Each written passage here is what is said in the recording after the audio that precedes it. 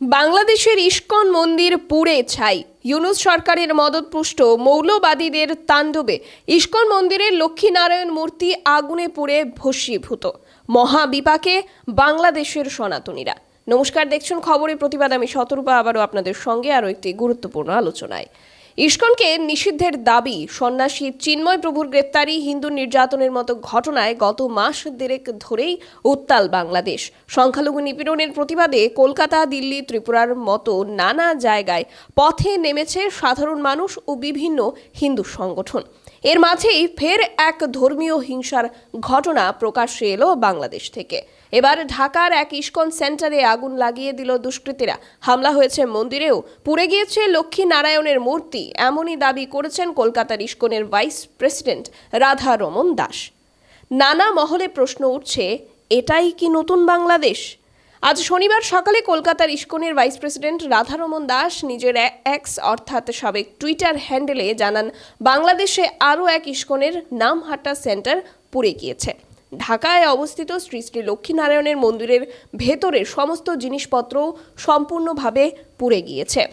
আজ ভোর ৩টার মধ্যে দুষ্কৃতীরা শ্রী শ্রী রাধাকৃষ্ণ মন্দির এবং শ্রী শ্রী মহাভাগ্য লক্ষ্মীনারায়ণ মন্দিরে আগুন লাগিয়ে দেয়, যা ধৌর গ্রামে অবস্থিত হরে কৃষ্ণ নামহট্ট সংঘের অধীনে পড়ে।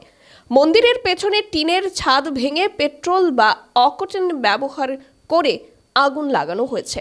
উল্লেখ্য, বৃহস্পতিবার বিকেলে ঢাকার ফরেন সার্ভিস একাডেমিতে অন্তর্বর্তী সরকারের প্রধান উপদেষ্টা ইউনূসের সঙ্গে বৈঠক করেন ধর্মীয় নেতারা। সেখানে তারা রাজধানীতে আন্তর্জাতিক ধর্মীয় সম্প্রীতি সম্মেলন করার প্রস্তাব দেন।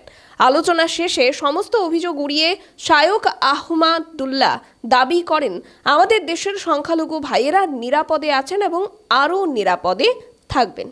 তাদের নিরাপদ রাখার জন্য সরকার যেমন কাজ করছে, ধর্মীয় নেতৃত্বও কাজ করছেন। এই একই সুর শোনা যায় গারো পুরোহিত জনসন মুরির গলায়।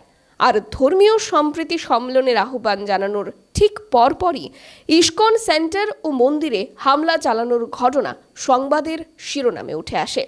এদিকে বৃহস্পতিবারই রাতে খাগড়াছড়ি এলাকায় হিন্দু জাগরণ মঞ্চের আহ্বায়কের বাড়িতে হানা দেয় একদল যুবক। বাড়িতে ব্যাপক ভাঙচুর করা হয় বলে অভিযোগ। সেই সময়ই বাধা দিতে যান ওই নেতার মা চুমকি দাস, রেহান পান্নি তিনিও। বেধড়ক মারধর করা হয় ওই মহিলাকে, এমনকি ঘটনাস্থলেই মৃত্যু হয় তার। এই ঘটনার নিন্দা জানিয়েছে বিভিন্ন হিন্দু সংগঠন। সংখ্যালঘুদের নিরাপত্তা সুনিশ্চিত করতে ইউনূস সরকারকে কড়া বার্তা দিচ্ছে ভারত। কিন্তু বাংলাদেশে ক্রমাগত সনাতন ধর্মাবলম্বী ও সনাতন ভাবাবেগের উপর হয়ে চলা এই আক্রমণকে রুখতে কি আগামী দিনে ভারত কোনো কঠিন পদক্ষেপ নিতে পারেন? সেদিকেও নজর রয়েছে দুই পারের হিন্দু সনাতনীদের।